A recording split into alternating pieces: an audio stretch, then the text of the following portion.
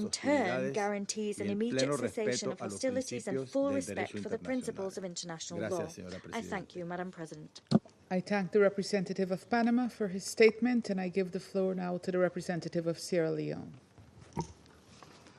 Thank you, Madam President, and I thank you for convening this emergency meeting of the Security Council on the escalating conflict between Israel and Iran.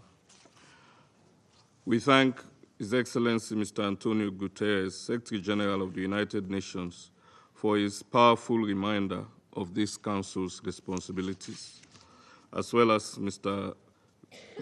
Rafael Grossi, Director General of the IAEA, and Ms. Rosemary DiCarlo, Under-Secretary General for Political and Peace-Building Affairs, for their timely and insightful briefings. This request for this meeting underscores the gravity of the recent regrettable developments, coupled with the expectation that the Council, indeed its members, will enable the Council to discharge its primary responsibility for the maintenance of international peace and security. We remain gravely alarmed by the ongoing military strikes by Israel against Iran, as well as the retaliatory strikes by Iran. These hostilities, which began on 13th June, have reportedly claimed the lives of senior Iranian officials, nuclear scientists, and civilians in both Israel and Iran, a toll we deeply find troubling. As we express grave concern regarding the attacks on Iran, we are equally disturbed by reports of strikes against or impacting civilian targets in Israel, including hospitals and emergency services, and in densely populated areas in clear violation of international humanitarian law. These hostilities have displaced families, damaged critical infrastructure, and disrupted essential services. Thousands face the urgent prospect of evacuation. Sierra Leone recalls the obligations of all parties under international humanitarian law, particularly the Fourth Geneva Convention, to protect civilians, medical personnel, and civilian objects at all times. We call for safe corridors for those seeking refuge, unimpeded humanitarian access, and close coordination with relief agencies to ensure the delivery of life-saving assistance. Swift humanitarian action is indispensable, yet it cannot substitute for political solution. The region needs restraint, responsibility, and credible diplomatic initiatives. Sierra Leone aligns itself with the Secretary General's appeal for the immediate de-escalation, renewed dialogue, and the exercise of maximum restraint. Statesmanship, not brinkmanship, is required. We are therefore heartened and fully welcome the meeting in Geneva today of the foreign ministers of the United Kingdom, France, and Germany, including the EU High Representative and the Iranian Foreign Minister, as part of efforts to ease this conflict. We believe this is a window of opportunity that clearly exists for genuine dialogue and peace to prevail. We recall the binding obligations under international humanitarian law. Article 56 of Additional Protocol 1 of the Geneva Conventions prohibits attacks on works and installations containing dangerous forces, including nuclear, electrical generating stations, if such attacks may cause the release of dangerous forces resulting in civilian losses. The IAEA has also consistently underscored that the safety and security of nuclear facilities must never be compromised by military action.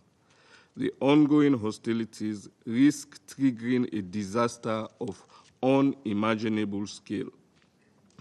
Any military action that endangers nuclear facilities risks severe humanitarian consequences, irreversible environmental harm, and further regional instability with global repercussions.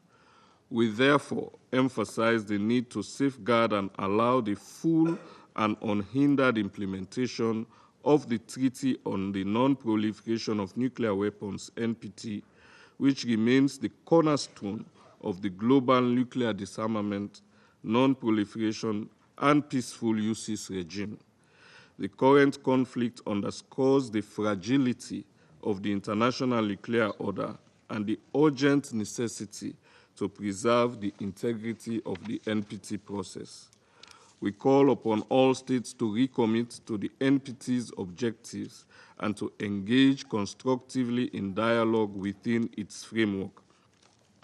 Our Council has a duty to ensure that tensions do not derail the NPT's vital role in advancing peace and security. We further urge support for regional initiatives, including a Middle East zone free of nuclear weapons and other weapons of mass destruction, as envisaged in General Assembly and NPT review conference outcomes. We endorse inclusive diplomatic tracks aimed at restoring structured negotiations on Iran's nuclear program, the JCPOA, and addressing broader regional security concerns, including maritime safety and missile proliferation. Previous agreements, though imperfect, show that sustained engagement grounded in international law and mutual respect remains the surest path toward durable peace. We also support the impartial technical work of the IAEA. Full cooperation by all states, including Iran, with its monitoring and verification mandate is essential to ensure transparency, build confidence, and prevent miscalculation. We commend Director General Grossi for sustaining engagement under challenging circumstances. In closing, Madam President, Sierra Leone recalls the principle of sovereign equality under Article 2.1 of the Charter and the duty of member states to settle disputes by peaceful means under Article 33.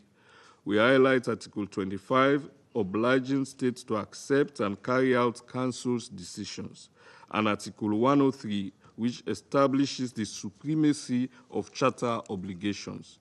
The Council must speak with one voice in upholding the law and encouraging peaceful settlement. We welcome constructive efforts by regional actors and partners committed to the Charter. We encourage states with influence over the parties to use that influence and support non-military solutions, reinforce respect for international law. The human cost, environmental damage, and blow to economic stability from further escalation would be immense and long-lasting.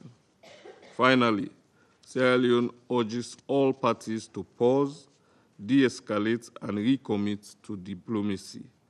The eyes of the world are upon us, and history will measure us by the choices we make. Restraint, dialogue, and adherence to the Charter remain the guiding principles for a safer and more secure world. I thank you. I thank the representative of Sierra Leone for his statement, and I give the floor now to the representative of France. Merci, Madame la Présidente. Thank you, Madam President. Madame la Présidente, nous avons écouté avec la plus grande attention Monsieur le Secrétaire Général, qui a rappelé avec force la gravité de la situation. Forcefully reminded us of the gravity of the current situation, and for this we thank him. I thank the Undersecretary General for Political and Peacebuilding Affairs, Madame Di Carlo, as well as the Director General of the IAEA, Mr. Rafael Grossi, for their briefings, which provide us with an assessment of and provides us with an overview of the justification for today's meeting. Israeli strikes against Iran have been ongoing for a week. Civilian casualties are multiplying on both sides. Yesterday, one of the largest Israeli hospitals was struck by an Iranian missile. Israeli strikes have also targeted civilian infrastructure that is unrelated to the Iranian nuclear and ballistic program, and information that has been relayed by the Director General of the IAEA vis-à-vis the radiological situation of certain sites is on everybody's minds. There is a need to urgently end these military operations. They harbor grave threats to regional peace and security. France calls for restraint and de-escalation. Civilian lives need to be shielded, and there's a need to re-embark upon the path of diplomacy. Mr. Secretary General stressed that at the heart of this matter lies the nuclear matter. France's position is clear. Iran cannot and must not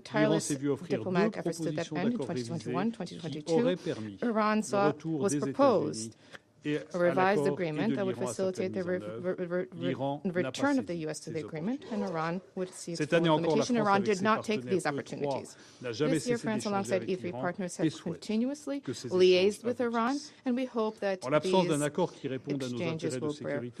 In the absence of agreement that reflects our security interests, France, alongside European partners of the E3, as was announced, will shoulder responsibility through the provisions set out under Resolution 2231 of the Security Council.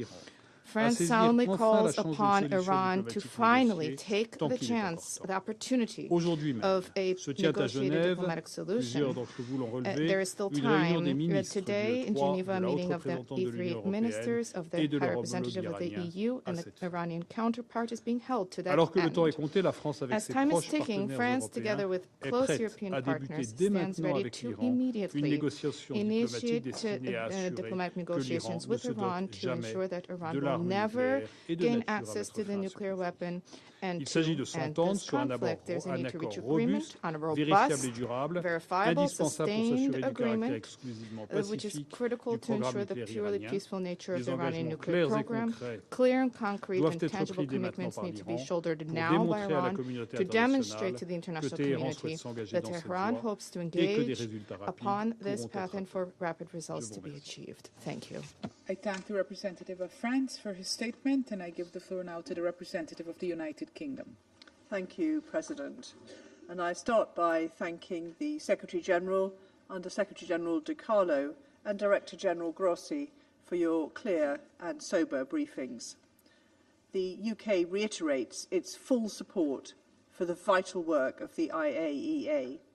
We thank the IAEA Director General and his staff for their continued professionalism, diligence, and courage in these complex circumstances. President, first, the United Kingdom is deeply concerned by the sharp escalation we've witnessed between Israel and Iran over the past week. This is a dangerous moment for the entire region, and further escalation is in no one's interest. Civilians must never be targeted, and we deplore the loss of civilian life and offer our condolences. All parties must protect civilians and civilian infrastructure in line with international humanitarian law. Restraint is vital to protect further regional escalation and loss of life. The United Kingdom supports Israel's need to protect its security and people. However, a return to diplomacy is urgent, and we have pressed this with both Israel and Iran. I also want to be clear that the UK did not participate and is not participating in Israel's strikes. We have deployed assets, including jets, to the region as a defensive and precautionary measure only. President, second, Iran's nuclear program is a significant concern.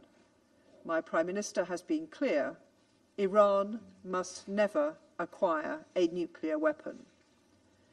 The IAEA's reports show that Iran's high-enriched uranium stockpile has grown to alarming levels. Iran's stockpile of 60% high-enriched uranium has no credible civilian justification.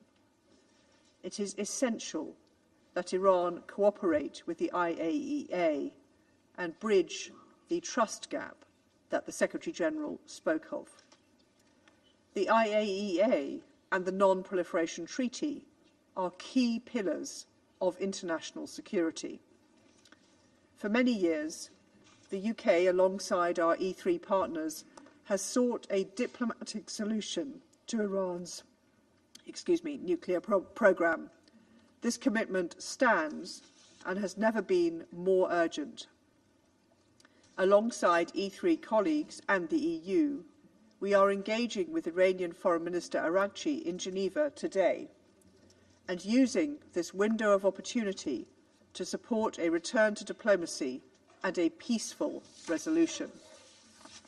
Any further escalation, such as restricting IAEA access, diverting nuclear material, or increasing the production of high-enriched uranium, would intensify the threat to international peace and security posed by Iran's nuclear program. Third, military action cannot put an end to Iran's nuclear capabilities. We have strongly supported and continue to support diplomatic efforts to come to a deal. That is the only way to resolve the nuclear issue for the long term. President, our objective remains stability in the Middle East. A diplomatic solution is in the interests of all concerned. Even now, it is not out of reach. Now is the time for restraint, calm, and a return to diplomacy and dialogue. I thank you. I thank the representative of the United Kingdom for her statement, and I give the floor now to the representative of Slovenia. Thank you, Madam President. Secretary General, thank you very much for your introductory remarks. USG De Carlo and DG Grossi, thank you very much for your updates and appraisal of the situation on the ground. Madam President, as we heard from the briefers, the situation continues to deteriorate rapidly and risks pushing the region toward the point of no return. We are deeply concerned with the Israeli strikes on Iran, as well as with Iran's retaliatory strikes on Israel. Slovenia condemns its military escalation and the unnecessary loss of civilian lives. We call on both sides to respect the UN Charter and international law, including international humanitarian law. We echo the Secretary General's urgent appeal to avoid the internationalization of the conflict. Slovenia calls on both sides to immediately de-escalate and agree to full and unconditional ceasefire. Madam President, Slovenia remains concerned about the size and unclear nature of Iran's nuclear program. These concerns are aggravated by the fact that the International Atomic Energy Agency, after many years, still cannot confirm or deny the exclusively peaceful nature of Iran's nuclear program. However, no amount of precision strikes will make these concerns go away. We have no tolerance for proliferation of nuclear weapons, either for attacks against civilian nuclear infrastructure, whether it happens in Eastern Europe, the Middle East, or anywhere else. Madam President, issues pertaining to Iran's nuclear program have always required a tailored diplomatic solution. JCPOA was a necessity, and when it expires, it will need to be replaced. With this in mind, we urge all parties to prioritize diplomacy and remain committed to a political process. We welcome the talks between the E3 and Iran taking place today in Geneva. These represent a much-needed stabilizing factor. To conclude, Madam President, the death and destruction in both Israel and Iran in recent days are raising the stakes, escalating the fighting and inflaming rhetoric in a region that has already endured more than its share of suffering. Our thoughts remain with civilians under siege in Gaza and the hostages who need to be released immediately and unconditionally. In such a volatile situation, it takes courage to de-escalate and commit to peace. I appeal to both sides to show that courage, to spare their own civilians and the Middle East as a whole from further bloodshed and destruction. I thank you, Madam President. I thank the representative of Slovenia for her statement, and I give the floor to the representative of Greece. Thank you, Madam President. Let me start by thanking the Secretary General for his very important remarks. I also like to thank Under Secretary General Mr. Carlo and Director General Mr. Grossi for the informative and timely briefings. Madam President, since last Friday's emergency meeting, there has been a significant deterioration of the situation in the Middle East. Once a dreaded possibility, military escalation is now a reality. In this dangerous moment, allow me to make the following 3 points. First, we reiterate our call for immediate de-escalation and utmost restraint so as to end the vicious cycle of military action and violence. The international community must be urgently engaged in order to provide the necessary security assurances and a sustainable diplomatic endgame so as to avoid a regional or, worse still, a global conflagration. We fully support the Secretary General's appeal to all to avoid any further widening of the conflict, and we stress our commitment to regional security and stability, as well as support to any diplomatic initiative that will lead to a sustainable ceasefire. Second, Greece has repeatedly expressed, and does so again, its strong concern over the Iranian nuclear program. It is imperative to preserve the global non-proliferation regime as enshrined in the NPT, and Iran must comply with its legally binding safeguards obligations and can never be allowed to acquire a nuclear weapon.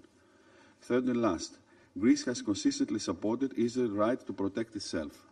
We also echo the Secretary General's condemnation of the tragic and unnecessary loss of lives and injuries to civilians and damage to homes and critical civilian infrastructure. A week into yet another conflict, it's now more important than ever to ensure that civilians do not keep finding themselves in the crossfire especially given the nuclear aspect of the involved crisis. We recall the obligation of UN member states to act in accordance with the Charter and international law. We consider of absolute priority the respect of international law and international humanitarian law. It is essential to uphold the UN Charter as regards the use of force, as well as the integrity of the global non-proliferation regime. Madam President, in closing, allow me to reiterate that de-escalation and a full and immediate ceasefire are now urgently needed as a first step towards a sustainable peace. The international community and countries of influence must step in and offer a diplomatic way out to both parties. We are looking forward to a positive outcome of the meeting taking place today in Geneva between the foreign ministers of the E3, United Kingdom, France, Germany, the High Representative of the European Union, and the Foreign Minister of Iran. The stakes are simply too high for regional world security, and failure is not an option. I thank you. I thank the representative of Greece for his statement, and I give the floor now to the representative of Somalia. Madam President, thank you for your timely leadership in convening this meeting. We appreciate the remarks of the Secretary General and briefings provided by USG Di Carlo and Director General Grossi on the rapidly evolving situation in the Middle East. The situation arising from reported Israeli airstrikes against the Islamic Republic of Iran on 13 June 2025 and Iran's subsequent response is a matter of great concern. These actions represent a perilous escalation that threatens to engulf the entire region in an uncontrollable cycle of violence, suffering, and pain. We strongly condemn any acts of aggression that violate the sovereignty and territorial integrity of member states. Such actions are in clear contravention of the fundamental principles enshrined in the Charter of the United Nations, particularly Article 2 and Paragraph 4, which unequivocally prohibit the threat or use of force against the territorial integrity or political independence of any state. We believe that all member states share a responsibility to act in accordance with these commitments. We emphasize the necessity of respecting the sovereignty and territorial integrity of all states, adhering to the principles of good neighborliness and settling disputes through peaceful means. Madam President, Somalia urges all parties to work towards de-escalation, to achieve a comprehensive ceasefire, and to restore calm and hope. Our delegation expresses deep concern about this dangerous escalation, which threatens grave consequences for regional peace and stability. The spillover of these hostilities imperil countless lives and threaten to deepen existing crises. Somalia strongly reaffirms the urgent necessity of establishing a Middle East zone free of nuclear weapons and other weapons of mass destruction, applicable to all states in the region without exception, in accordance with relevant international resolutions. We also stress the need for all Middle Eastern countries to join the Treaty on the Non-Proliferation of Nuclear Weapons as a step towards regional and global security. We emphasize the paramount importance of protecting civilians and civilian infrastructure, as well as refraining from targeting nuclear facilities that are under International Atomic Energy Agency safeguards in line with Security Council resolutions or decisions. Such acts constitute a violation of international law and international humanitarian law, including the 1949 Geneva Convention, and pose unacceptable risks to civilian populations and the environment. At this critical stage, Somalia calls for a swift return to the path of negotiations as the only viable means to reach a sustainable agreement regarding the Iranian nuclear program. We further emphasize the importance of safeguarding the freedom of navigation in international waters in accordance with international law, and urge all parties to refrain from actions that undermine maritime security. Madam President, the complex challenges before us demand a collective and measured response grounded in dialogue, mutual respect, and the search for the common ground. Our delegation reaffirms its commitment to multilateralism and the principles of the United Nations Charter. We urge all parties to act with responsibility and wisdom, placing the well-being of the region's peoples above all other considerations. It's important to seize this moment to redouble our efforts for de-escalation and to support a diplomatic process that can deliver peace, stability, security for all states in the Middle East. Finally, my delegation stands ready to engage constructively with the international community to advance these shared goals. I thank you. I thank the representative of Somalia for his statement, and I give the floor now to the representative of Denmark. Thank you, Madam President. And I also thank the Secretary General for his important introductory remarks, and Under-Secretary General Di Carlo and Director General Grossi for their detailed briefings and urgent messages here this morning. Madam President, as underlined by the Secretary General, the recent escalation in the Middle East has once again brought the region dangerously close to the brink of a region-wide conflict. The repeated attacks between Israel and Iran are cause for great concern and pose a grave risk to international peace and security. We must do our utmost, individually and collectively, to respond to this threat and to prevent further destabilization. Together with the European Union and many others, we join the call for maximum restraint and immediate de-escalation.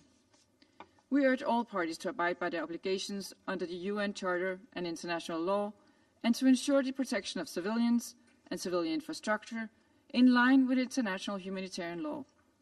We deplore the loss of civilian lives and unacceptable attacks on civilian targets, including the recent hospital attack. Furthermore, all actions should be taken and the necessary restraint shown to reduce the risk of nuclear accidents. Denmark's view is clear. Diplomatic engagement and a negotiated solution, with the IAEA playing a vital role, remain the only viable paths toward lasting peace in the region. Denmark supports all diplomatic efforts to restore stability and return to the negotiating table to seek a solution to the Iranian nuclear issue. And we welcome the E3 foreign ministers and the EU's meeting with the foreign minister of Iran in Geneva today. Madam President, we have been clear that Iran must never be allowed to acquire a nuclear weapon. Denmark has repeatedly expressed our concern about Iran's escalating nuclear trajectory. The fact that the IAEA is unable to provide assurances that the Iranian nuclear program is exclusively peaceful is deeply disturbing. We are further alarmed that Iran is non-compliant with the legally binding nuclear safeguards obligations as recently determined by the IAEA Board of Governors. There is no plausible civilian reason for Iran's production and stockpiling of highly enriched uranium. We strongly urge Iran to cooperate with the IAEA on the outstanding safeguard issues and to return to the negotiating table to secure an agreement with the international community which ensures that Iran's nuclear activities are exclusively peaceful, an agreement which upholds the global non-proliferation norms and which fosters lasting stability in the Middle East and beyond. Madam President, in closing, let me reaffirm Denmark's urgent call for de-escalation, for all sides to refrain from steps that could lead to serious regional consequences. In the face of mounting civilian suffering and at the risk of a spark that ignites a wider conflict, this is imperative. I thank you. I thank the representative of Denmark for her statement. I shall now make a statement in my capacity as representative of Guyana. I thank you, Secretary General, for your remarks and for your untiring efforts at peace. I also thank Under Secretary General Di Carlo and Director General Grossi for the very important updates provided. Colleagues, the recent escalation between Israel and Iran poses an immediate threat to the security and stability of an already volatile region. The effects of this conflict could extend far beyond its immediate borders, exacerbated by the non-compliance with international law. Sadly, regional and international peace and security are now both under threat. Guyana took note of Israel's letter of 17th of June 2025, in which the Council was informed of Operation Rising Lion, aimed at, and I quote, neutralizing the existential and imminent threat from Iran's nuclear weapon and ballistic missile programs, end of quote. We also took note of Iran's letter of 18th June 2025, in which it, and I quote, reserves its right to self-defense, to protect its sovereignty, territorial integrity, the Iranian people, and its vital national interests, end of quote. While acknowledging these letters, we urge both Iran and Israel to exercise maximum restraint to avoid plummeting the region into deeper crisis and dangerously close to a nuclear catastrophe. We also urge both parties to adhere to their obligations under international law, the UN Charter, and the relevant Security Council resolutions. We emphasize that a state's right to self-defense does not absolve them of their responsibilities and obligations under international law, including human rights and humanitarian law.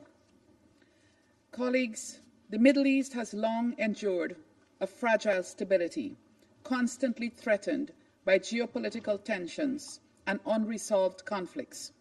As the war in Gaza continues, this new escalation threatens to shatter the delicate balance, igniting a wider regional conflagration with unimaginable consequences.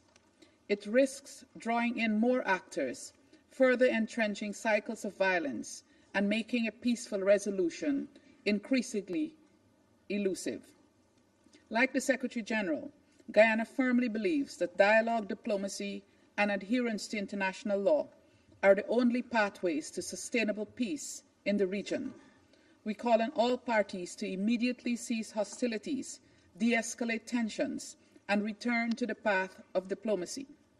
The root causes of this escalation must be addressed with urgency, and the parties must work towards a comprehensive and lasting political solution that respects the sovereignty and territorial integrity of all states in the region. Colleagues, Guyana is also concerned about the possible humanitarian consequences and reiterates its call for all parties to respect international humanitarian law, particularly the principles of distinction, proportionality, and precaution, and to ensure the protection of civilians and civilian infrastructure. Media reports indicate that over 200 persons have already been killed in Iran and at least 24 in Israel as a result of the escalation. It is important to ensure that more civilian lives are not lost. Finally, Guyana takes positive note of the meeting in Geneva today with the E3, UK, France, Germany, the EU, and Iran. We also reaffirm our commitment to supporting any Security Council measure aimed at preserving international peace and security. I thank you. I resume my function as President of the Security Council, and I now give the floor to the representative of the Islamic Republic of Iran. Thank you. In the name of God, the compassionate, the merciful, we express our sincere appreciation to you, Madam President, for convening this urgent meeting at our request. We welcome the presence of the Secretary General and in this meeting, and thanks for his introductory remarks. We also extend our gratitude to Under-Secretary General Ms. DiCarlo for her valuable briefing. We thank Algeria, Pakistan, China, and the Russian Federation for supporting this meeting and for their clear condemnation of Israeli brutal attacks. Madam President, on 13 June, Israel launched a large-scale, unprovoked military attack against the Islamic Republic of Iran. Civilian cities, including Tehran, Isfahan, Shiraz, Tabriz, and Kermanshah, were deliberately targeted. The strikes were planned and systematic, killing senior military officials, scientists, professors, students, doctors, artists, athletes, rescuers, and ordinary civilians, including women, children, and infants. Many died in their sleep. These children killed in their bed.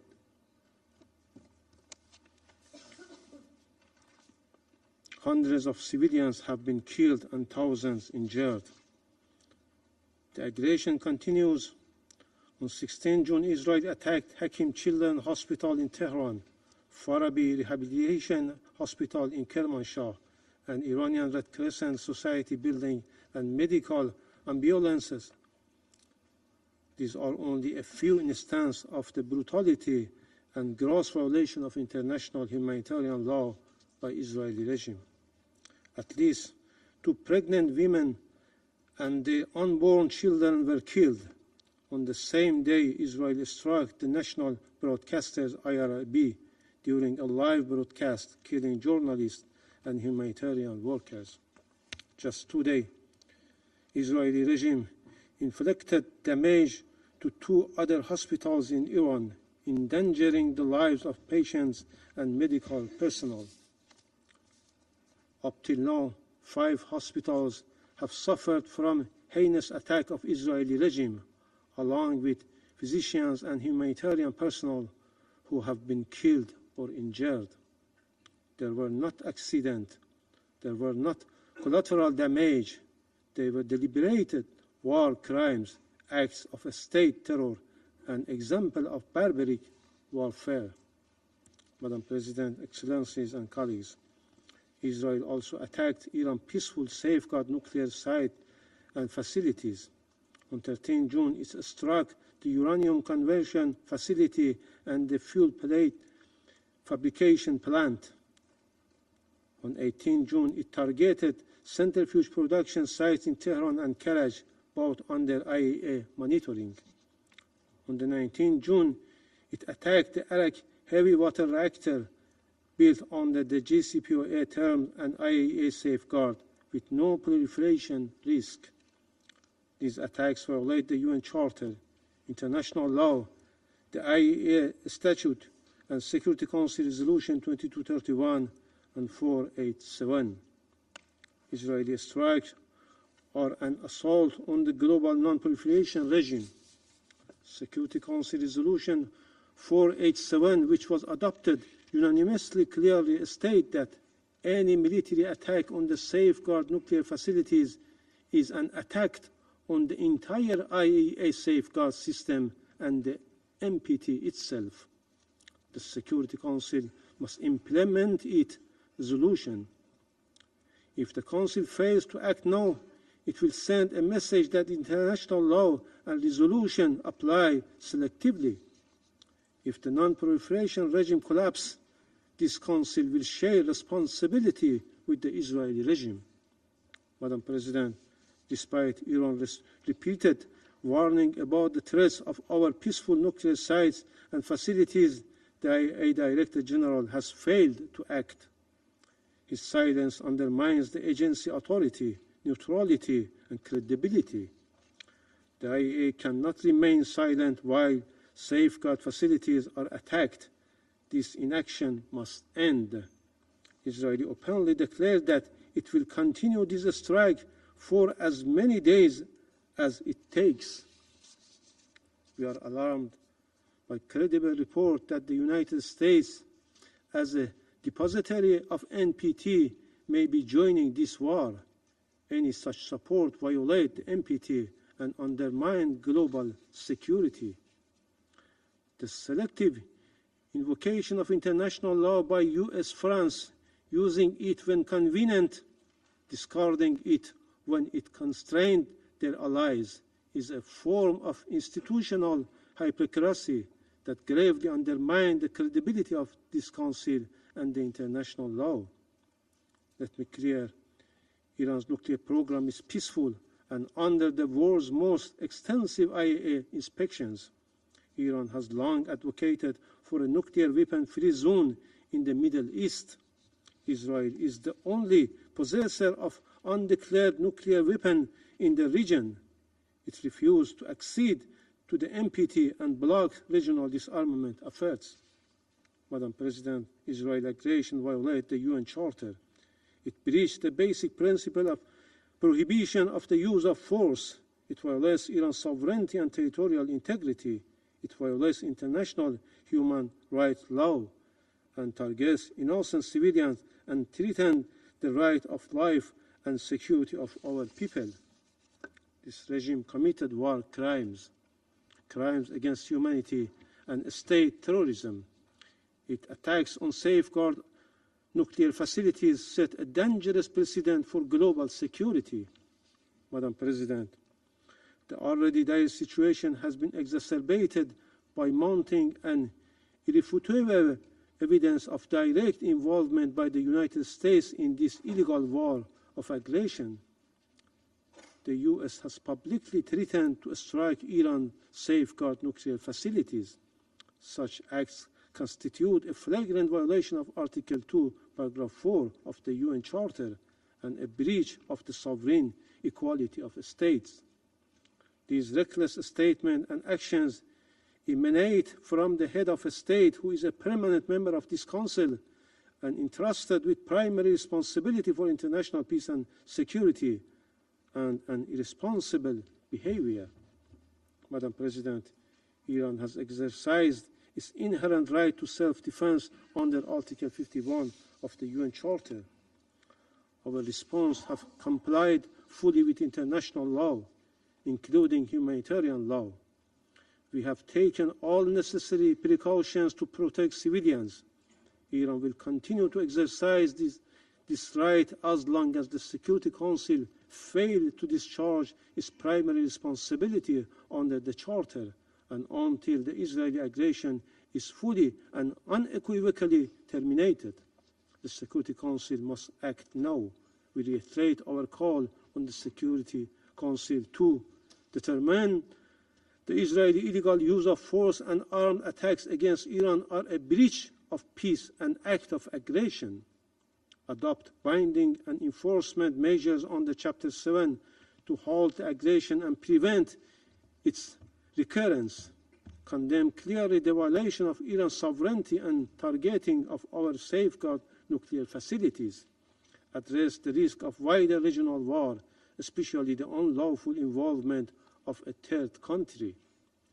Madam President, the lies and fabrication used by representatives of Israeli regime and its Western allies don't work anymore to whitewash and justify its horrendous crimes.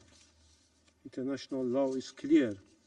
There is no right for Israel to commit this act of aggression, no right to attack and target civilian infrastructure or safeguard nuclear facilities, no legal or moral cover for war crimes.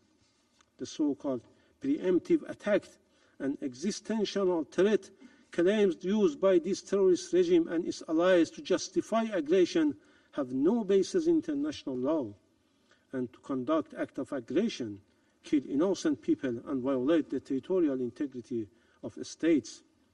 These are false excuses for Israeli aggression. Iran has never initiated any war. while Israel, as an occupying and terrorist regime, has a long and dark history of illegal use of force, violation of all legal international norms, assassination and nuclear secrecy that destabilized the entire region. The selective use of international law by certain members of this Council expose dangerous double standards that endanger international peace and security and undermine the credibility of this body. Without the support and protection of certain Western states, especially the United States, Israel could not have been able to commit this aggression with such impunity. This complicity must be recorded by history. Finally, Madam President, Council's failure to act at this critical juncture would constitute a profound abdication of the Council's responsibilities and a grave betrayal of fundamental principles of the United Nations. Inaction will embolden the aggressor, undermine international law, and send a message of dangerous impunity to the world. Thank you, Madam President. I thank the representative of the Islamic Republic of Iran for his statement, and I give the floor now to the representative of Israel.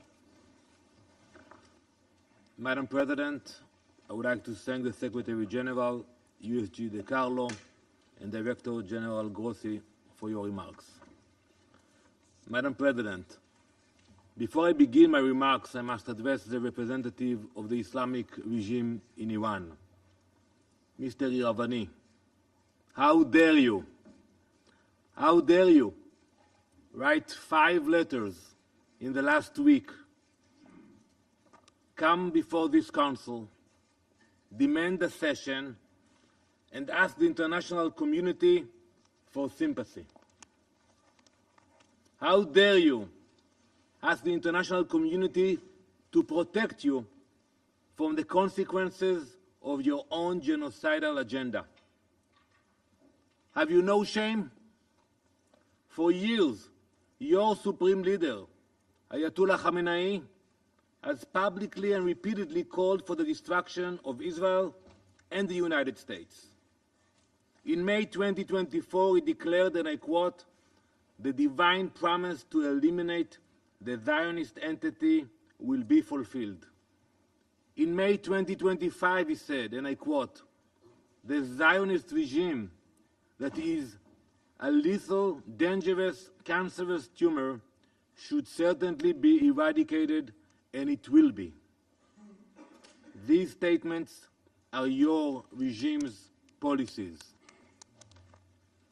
Your government has attempted the assassination of Prime Minister Netanyahu. It attempted the assassination of President Trump. Your operatives have plotted to attack Jewish communities and kill Israeli civilians across the world. Now, with innocent blood still dripping from your hands, you come here asking for sympathy. You demand protection from this Council while plotting the extermination of my people. It's enough. Enough with the performances.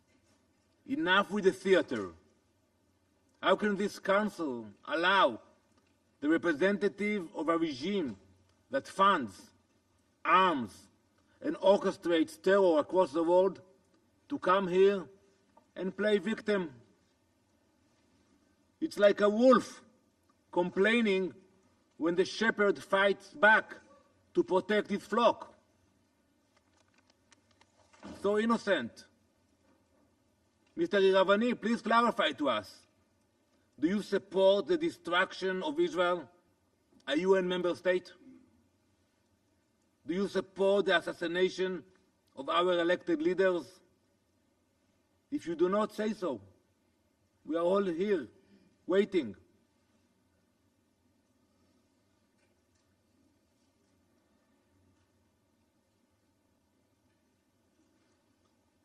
This Council should put an end to this charade, once and for all. Mr. Iravani, you are not a victim. You are not even a diplomat. You are a wolf pretending to be a diplomat. And we are done pretending otherwise.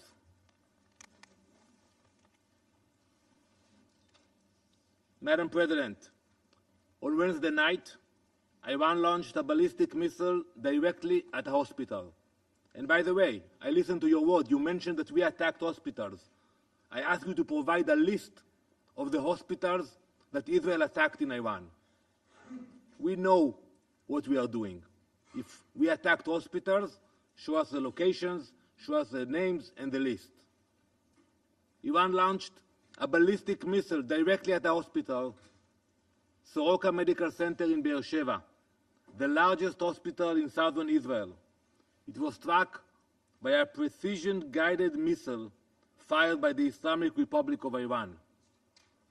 This hospital serves over 1 million people, Jews, Muslims, Christians, Druze, Bedouin.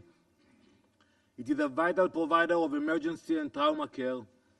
Iran hit it in purpose. There was no military bases around, no mistakes, leaving those million people with severely reduced access to medical service. This was not a misfire. This was not a mistake. Iran has proven its ability to strike strategic targets with accuracy. This was a deliberate act.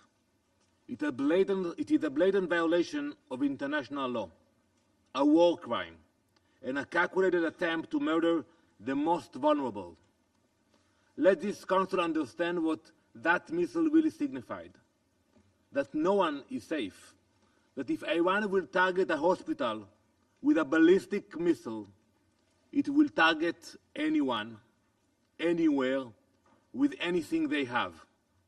Today it was Beersheba. Tomorrow it could be Brussels. Soon it could be Boston. Iran is rapidly expanding its ballistic missile arsenal. Today its longest range missiles can travel over 2,000 kilometers. That already puts Eastern Europe in range. But Iran is not stopping there. Iran is developing missiles with a range of over 4,000 kilometers. That would place every European capital, London, Paris, Berlin, Rome, within striking distance. And when that milestone reaches, what comes next? New York, Washington, the US entire East Coast. Before Israel took action, that reality was approaching faster than you could imagine. Council members, do you believe that such a regime will hesitate to threaten entire populations with nuclear armed missiles? Can you guarantee? Especially a regime which chants death to America, death to England, death to Israel, and so many others. Because that is where the world was heading. Israel is stopping it.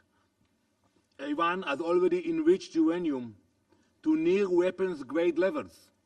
It cannot be denied. We saw the reports.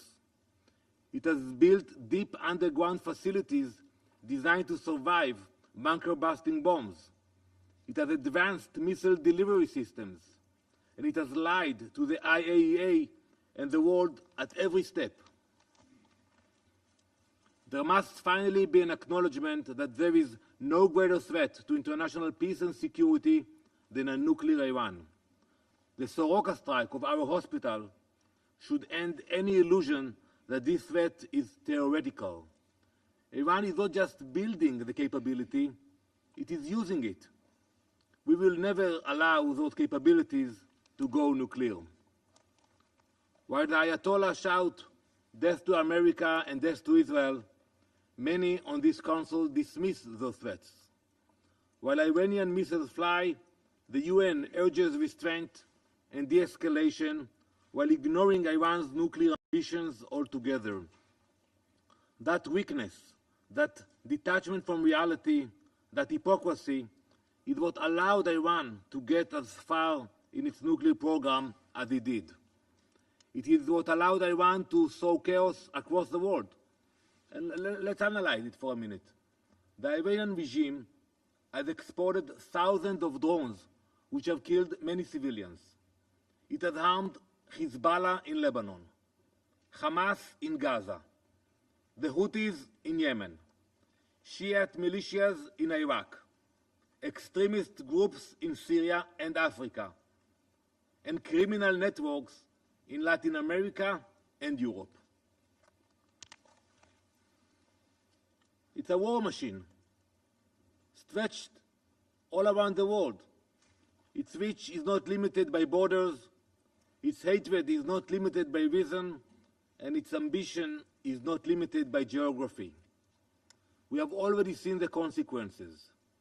Terror attacks in Argentina, Iranian agents uncovered in European capitals, proxy missile strikes on Gulf states.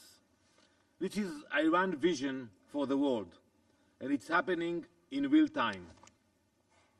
Right now, Israel is a focus point for that murderous vision. Just yesterday, Iran launched another ballistic missile, this time carrying cluster munitions at a densely populated civilian area in central Israel. Cluster munitions are designed to spread multiple explosions over a wide area. He deliberately fired these munitions at civilians. Iran's intentions could not be clearer. Bloody murder. 29 civilians have been killed and almost 900 wounded by Iranian missiles. The only reason the number isn't higher is because of Israel's advanced defensive capabilities. So yes, Israel acted because we understand the cost of waiting. We will not wait for another threat, whether that is rockets, missiles, terrorists, or an atomic bomb. Israel acted as a last resort. This was the final window of opportunity to prevent Iran from acquiring nuclear weapons, and it came only after diplomacy had been exhausted. Israel cannot and will not accept this situation. Operation Rising Lion was launched to neutralize an imminent and existential threat, and we are doing so in full compliance with international law. Israel is strictly following the law of armed conflict, including the rules of distinction, proportionality, and precautions in attacks. That's why I'm waiting for the report about the hospitals. Our strikes are aimed at military objectives based on reliable intelligence. Every measure is taken to minimize harm to civilians. Iran launches indiscriminate barbaric missile attacks. They deliberately target population centers. This is the difference between a democracy acting in defense of its people and a brutal regime targeting civilians. Colleagues, it is Israeli civilians running for shelter now, every day. But something many of you also seem not to understand is that when Israel acts, we are not only defending our people, we are defending yours. As German Chancellor Merz said, and I quote, Israel is doing the world's dirty work. We are the first target, but we will not be the last. We are holding the line between civilization and genocidal jihadist imperialism. Iran doesn't just want to destroy Israel. It wants to remake the world order. One missile, one terror proxy, one destroyed hospital at a time. So no, we do not apologize for defending ourselves. We do not apologize for striking Iran's nuclear facilities. We do not apologize for neutralizing the threat, because while some here raise their voices when Israel strikes a ballistic missile site, they fall silent when Iran strikes a surgical wind. Some condemn us for destroying a drone factory, but say nothing when Iran hits a residential building. That is not balance. That is moral collapse. We are doing what this Council should have done long ago. We are acting where the international community hesitated. We are stopping a threat that endangered the entire world. Though our homes, our families, and our children are under threat, we will not stop. Not until Iran's nuclear threat is dismantled. Not until its war machine is disarmed. Not until our people and yours are safe. This is not just Israel's fight. It is the world's fight, and if no one else will fight it, we will. Thank you, Madam President. I thank the representative of Israel for his statement. I wish to take this opportunity to remind all speakers that this is a formal meeting of the Council, and as such they need to ensure the proper decorum and proper language. We should always aim to refrain from personal attacks. I now give the floor to the representative of Iraq. شكرا جزيلا السيدة الرئيس. ونعرب عن امتناننا لحضور السيد الأمين العام لهذه الجلسة. We express our appreciation for the presence of the Secretary General and for calling to contain this crisis and his call for return to renegotiations and his awareness of its consequences. We also extend our thanks to the Under-Secretary General and the Director General of the IAEA for their briefings. I would like to express the appreciation of the Republic of Iraq for the efforts of the Security Council in following the dangerous developments in the Middle East, which is witnessing an unprecedented escalation owing to the continued Israeli attacks on the Islamic Republic of Iran and their repercussions on regional and international security. Iraq strongly condemns the unjustified Israeli attacks against the Islamic Republic of Iran and the repeated Israeli violations of the sovereignty of states, especially the violations of the Iraqi airspace to launch an aggression against neighboring Iran. These actions constitute a blatant violation of the principles of the UN Charter and international law, and a flagrant assault and unlawful use of the airspace of a sovereign state to carry out hostilities against another neighboring UN member state. These actions have exacerbated instability in the region and exposed its security to serious risks. As a result, Iraq was forced to take the precautionary decision to close its airspace, which caused economic losses in the transportation and tourism sectors, in addition to humanitarian damages due to the stranded travelers and airport closures. We reaffirm our categorical rejection of any violation of Iraqi sovereignty. We call for an immediate end to these unacceptable breaches. We will not allow Iraq to become a battleground for settling regional or international scores. In this context, the government of the Republic of Iraq has submitted an official complaint to the Presidency of the Security Council on the 13th of June, outlining the details of this violation. Madam President, shortly before the convening of this session, 50 Israeli warplanes have violated our airspaces and our territorial integrity. They were coming from the Syrian-Jordanian borders. 20 airplanes started, followed by 30 airplanes heading to the south of Iraq, and they flew over Basra, Najaf, and Karbala cities. These violations are violations of international law and the UN Charter. They violate the sovereignty of Iraq. They also constitute a threat to the sacred sites and regions, which might cause strong popular reactions, considering the importance of these holy sites for our peoples. Madam President, Iraq has repeatedly warned since the beginning of the war on the Gaza Strip. It has repeatedly warned of the consequences of the continuation of this war and the expansion of the conflict, which fuels regional tensions and endangers regional and international peace and security. No measures have been taken so far to stop this war or to alleviate the suffering of the Palestinian people. This has emboldened the Israeli occupation forces to commit more crimes and attempt to expand the war and escalate it, dragging the region into a regional conflict. This is what we had warned against.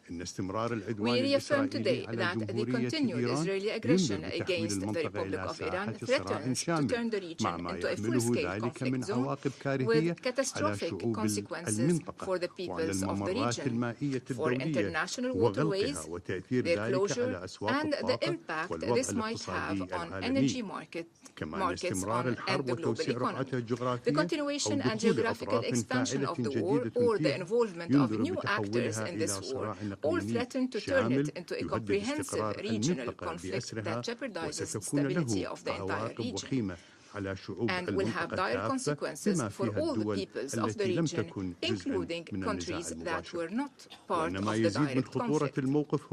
The situation becomes even more serious since this is not the first time the Security Council convenes to discuss military actions carried out by the Israeli entity against sovereign states and their nuclear facilities. We all clearly remember the Council's resolution 487 of 1981 وتقرير مجلس محافظي الوكالة the report of the Board of Governors of the IAEA, which then described the Israeli action as a blow to the comprehensive safeguard system of the IAEA and to the non-proliferation regime, adding that Israel should subject its nuclear facilities to the safeguards regime and to accede to the NPT. In order to create a zone free from nuclear weapons and all weapons of mass destruction in the Middle East. The current violations also coincide with ongoing diplomatic negotiation tracks. The current military escalation deals a severe blow to all political efforts and returns the region to the brink of confrontation at a time when we are all in dire need of promoting dialogue and reason. We encourage the IAEA to fulfill its technical mandate.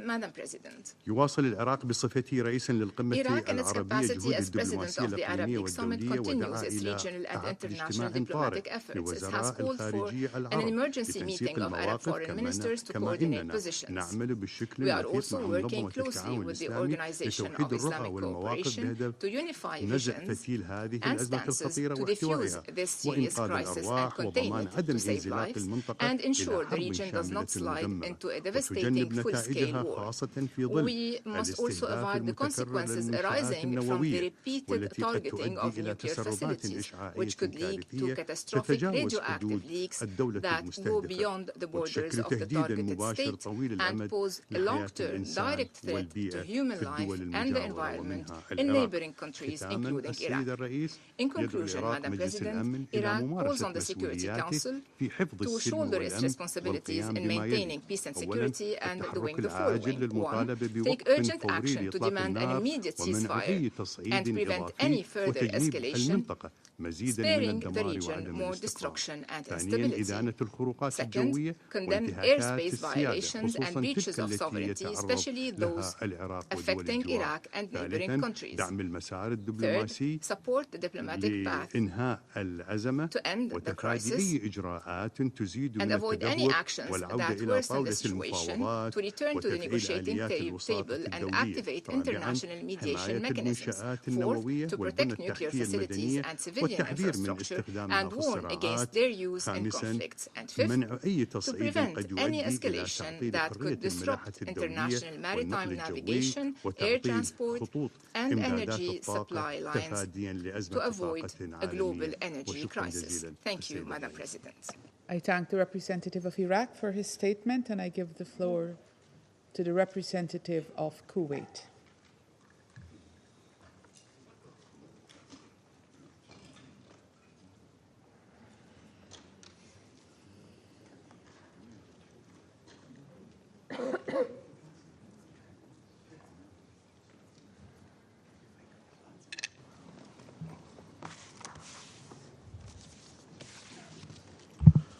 بسم الله الرحمن الرحيم. In the name of God, the merciful, the السيدة الرئيسة Madam السادة President, أعضاء مجلس الأمن Excellencies, allow me at the outset to welcome the Secretary General and UN officials for taking part in this meeting. I am speaking at the Council again today on behalf of the Gulf Cooperation Council member states to stress the firm and clear position of our states, namely the United Arab Emirates, the Kingdom of Bahrain, the Kingdom of Saudi Arabia, the State of Qatar, the Sultanate of Oman, and my country, the State of Kuwait, regarding the dangerous developments in our region. Madam President, our group renews its condemnation of the Israeli attacks on the Islamic Republic of Iran and its nuclear facilities. We stress that these attacks have dangerous repercussions on the security and stability of our region.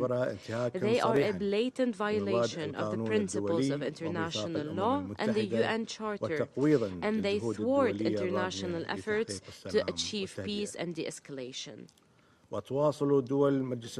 We continue to intensify our diplomatic efforts at the highest levels to stop and avert any escalation, because we believe that diplomacy and dialogue are the only choice and alternative to confrontation and escalation. As we follow the dangerous developments in the region, we stress that a continued deterioration could lead to catastrophic consequences and fuel tensions, which could impede the prospects of a diplomatic solution and peace. In light of this sensitive and delicate situation, which requires us all to stay alert and act with wisdom, we call for the highest levels of restraint and ending hostilities immediately to prevent an expansion of the conflict and return to dialogue and negotiations, because this is the best and only way to overcome the current crisis, ensure sustainable international and regional security and peace.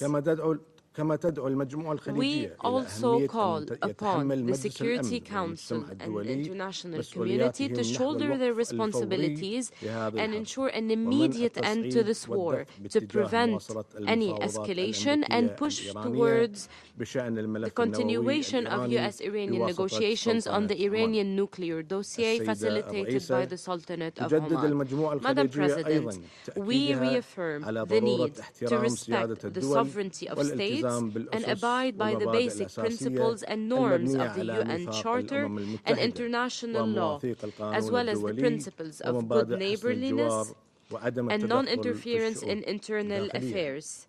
It is also important to refrain from the use or threat of use of force. We stress the important role of the IAEA in promoting preventive security and preventing the targeting of nuclear facilities, because this poses grave humanitarian and environmental risks and is a threat to the safety and comprehensive safeguards regime. It also violates all international and humanitarian laws. In this vein, we stress the need to protect maritime security and maritime corridors in the region and address activities that threaten the security and stability of the region and the world, including the targeting of commercial ships and threatening shipping lanes in international trade, as well as oil facilities in the GCC countries. In conclusion, we urge the international community and the Security Council specifically to take swift and effective action to contain this crisis and support diplomatic dialogue in order to protect the safety and security of the peoples of the region and prevent further escalation. Thank you, Madam President. I thank the representative of Kuwait for his statement, and I now give the floor to the representative of the Bolivarian Republic of Venezuela. Señora Presidenta, la República Bolivariana de Venezuela tiene el honor de hacer el uso de la palabra en nombre del Grupo de Amigos en Defensa de la Carta de las Naciones Unidas, conscientes del mandato encomendado a este órgano, tal y como se establece en la Carta de las Naciones Unidas, al tiempo que reiteran su inquebrantable solidaridad para con el pueblo y el gobierno de la República Islámica de Irán en estos difíciles momentos. Señora Presidenta, en respuesta al atroz ataque de Israel contra la República Islámica de Irán, iniciado el pasado 13 de junio del 2025, los Estados miembros del Grupo de Amigos en Defensa de la Carta de las Naciones Unidas emitieron un comunicado especial el día 14 de junio del 2025 en el que expresaron su categórica condena y su denuncia en los términos más enérgicos posibles a estos ataques coordinados a gran escala que aún hoy siguen ocurriendo contra múltiples lugares de Irán, lo que ha provocado la muerte de cientos de civiles, entre ellos mujeres, niñas y niños, así como científicos iraníes, profesores universitarios y altos mandos militares, algunos de ellos juntos con miembros de sus familias mientras se encontraban en su hogar. Los Estados miembros del Grupo de Amigos en Defensa de la Carta de las Naciones Unidas condenan enérgicamente los ataques deliberados de Israel contra civiles and areas populated by civilians in which millions of people reside. We underscore that persistent, systematic and widespread attacks as conducted against women, girls and boys, the infliction of grave bodily harm and military attacks against residential areas, civilian objects and property by Israel throughout the region, including their recent attacks against the Islamic Republic of Iran, lay bare once again Israel's absolute disregard for any law or norm and the premeditated nature of these brutal crimes. Moreover, we condemn the deliberate attacks against senior officials and Iranian scientists. Moreover, we denounce Israel's attacks against the Natanz nuclear facility, one of the Iranian sites which operates under the safeguards and full oversight of the International Atomic Energy Agency. Against this backdrop, we member states express our grave concern at the fact that these brutal attacks and the damage resulting therefrom pose considerable risks regarding the release of radioactive material. That is a grave threat to the civilian population and the environment. At the same time, we express our concern at the fact that Israeli attacks continue to imperil civil aviation security in the region.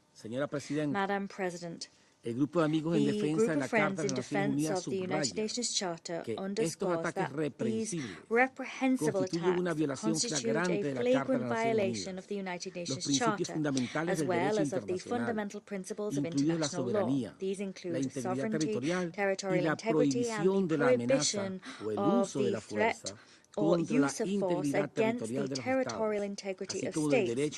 These attacks also run counter to international human rights law and gravely violate fundamental rights, including the right to life and the right to health. What's more, these atrocious attacks constitute a flagrant violation of Article 2.4 of the United Nations Charter, inter alia. Against this backdrop, we warn against the acquiescence and neglect of the United Nations and the international community in terms of failing to deal with the persistent brutal attacks of Israel in the region. We recall that a lack of action and a lack of measures against such grave violations on Israel's part will erode the rule of law internationally and will undermine the credibility of the multilateral system. At the same time, such inaction would normalize the perpetration of new atrocity crimes. That is something which is undoubtedly clearly unacceptable. We underscore that such flagrant violations of the United Nations Charter and the continued brutal attacks waged by Israel which constitute threats to regional and international peace and security must be condemned unequivocally by all of us, including by this Security Council. In this connection, we also underline that the use of double standards and selectivity in defending the principles of international law, including the principle of the prohibition of use or threat of use of force, would only undermine the integrity and purposes of the United Nations Charter. That would set a dangerous precedent for the violation of laws.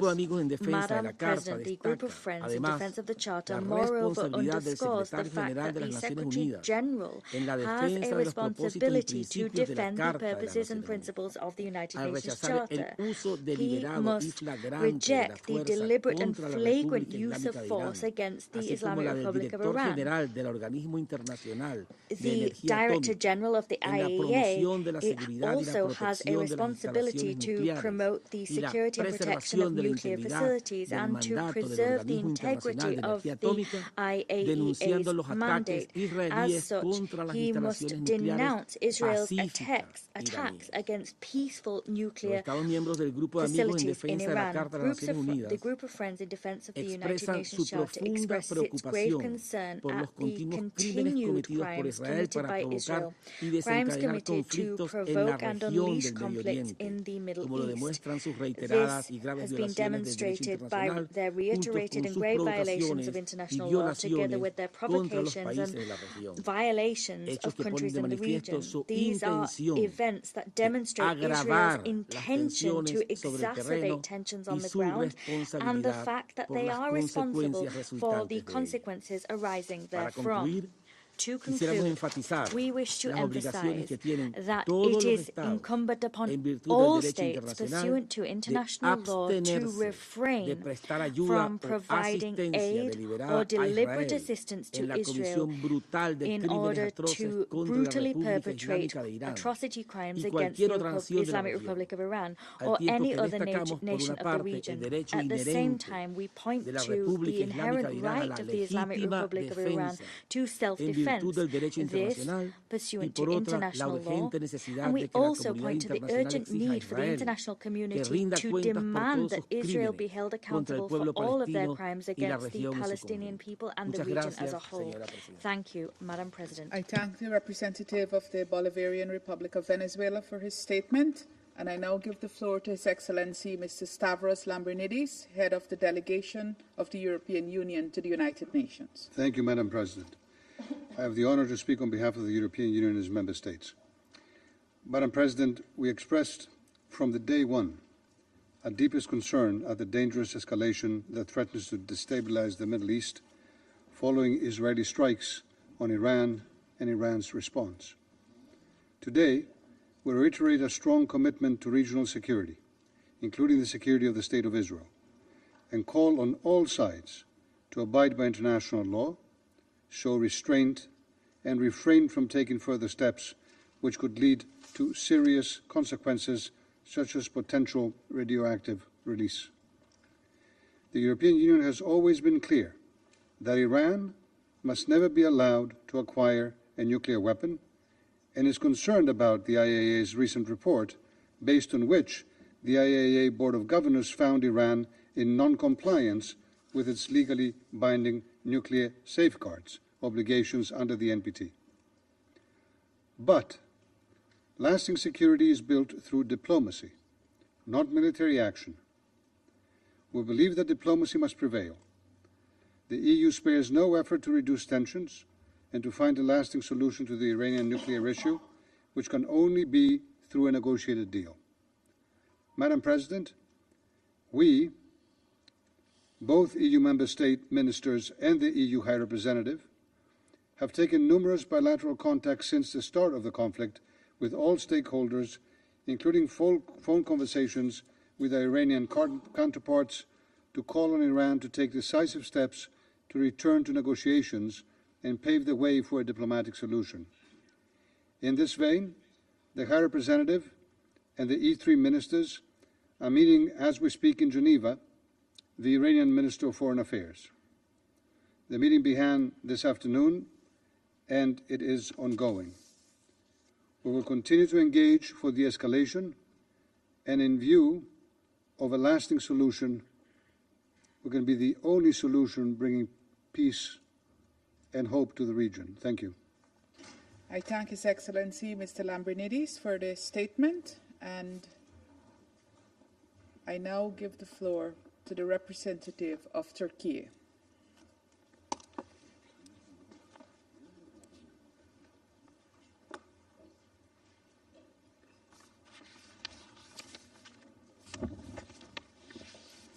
Thank you, Madam President. I would like to thank Secretary General for his sincere and guiding statement. I also thank USG DiCarlo and Director General Grossi for their briefings. Turkey condemns in the strongest terms the recent attacks conducted by Israel against Iran. These strikes constitute a manifest violation of the UN Charter, in particular the fundamental obligation on all member states to refrain from the use of force against the territorial integrity and political independence of any state. We view the rapid escalation now unfolding across the Middle East with profound concern. Hundreds of lives have already been lost, and the risk for further bloodshed is alarming.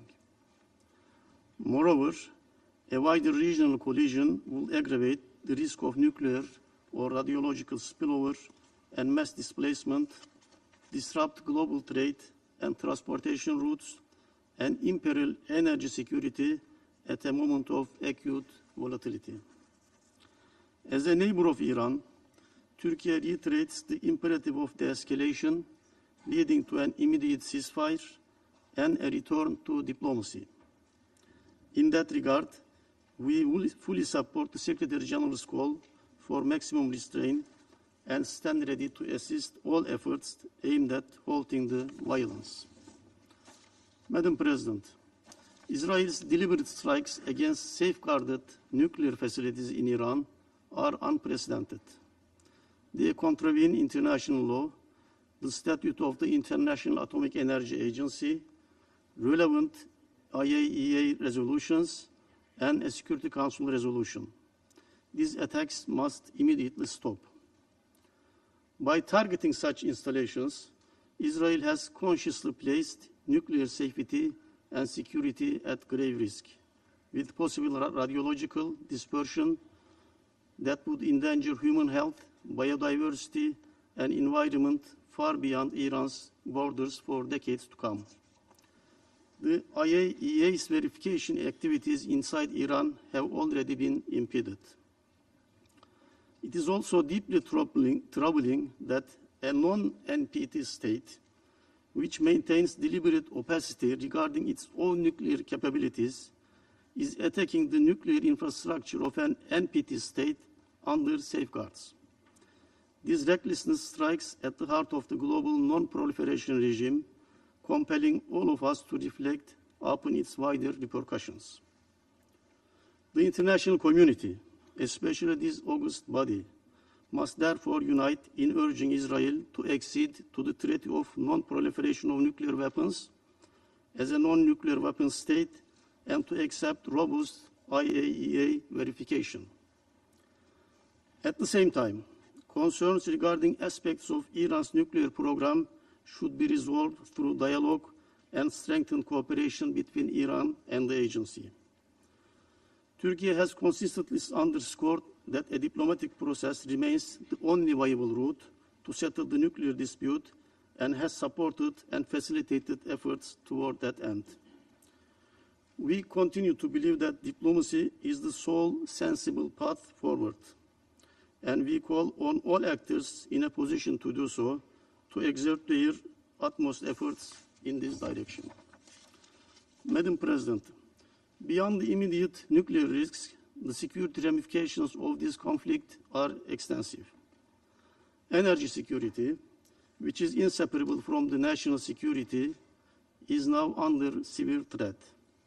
Strikes in one of the world's most sensitive regions for oil trade risk supply shortages and extreme price volatility, while the resulting uncertainties undermine long-term investments in vital infrastructure in the region.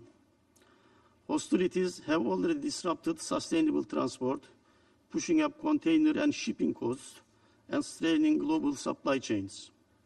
The destruction of urban areas and the natural environment further threatens biodiversity and jeopardizes regional and global sustainable development objectives. Madam President, we must not allow the crisis in Gaza to fade from the international agenda in the shadow of these latest events. Israel's assault on Iran cannot obscure the ongoing crimes being committed against the Palestinian people. Indeed, Israel's continued occupation of Palestinian territory remains the root cause of many conflicts across the region.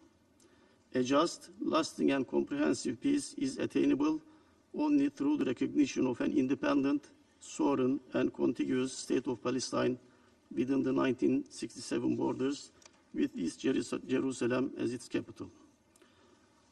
International community must therefore press with urgency for an immediate cessation of hostilities in Gaza and Iran alike, and redouble efforts to implement the two-state solution. Imposing peace is no longer a mere option. It is an imperative to preserve the credibility of the UN system and to safeguard the international law. Failure to do so will only fuel a vicious cycle of violence and war. Madam President, this Council must act collectively and decisively to prevent further escalation. The risk of wider conflict, forced displacement on a massive scale, and irreversible environmental harm demands our immediate attention. Turkey stands ready to contribute constructively toward any initiative that will de-escalate tension, restore the ceasefire, and relaunch credible, meaningful diplomacy. Let us seize this moment to reaffirm our shared commitment to the UN Charter, to the global non-proliferation regime, and to the principles of peaceful dispute settlement. Only by resolute adherence to these norms can we hope to avert catastrophic consequences for the Middle East, for the international community, and for next generations. Madam President, I touched on the spillover effects and displacement in Iran. Of course, UN staff is not immune from that. To the knowledge of this Council, 45 UN staff has been evacuated to Turkey from Iran. This shows also that this Council must act. Thank you. I thank the representative of Turkey for his statement. There are no more names inscribed on the list of speakers. The meeting is adjourned.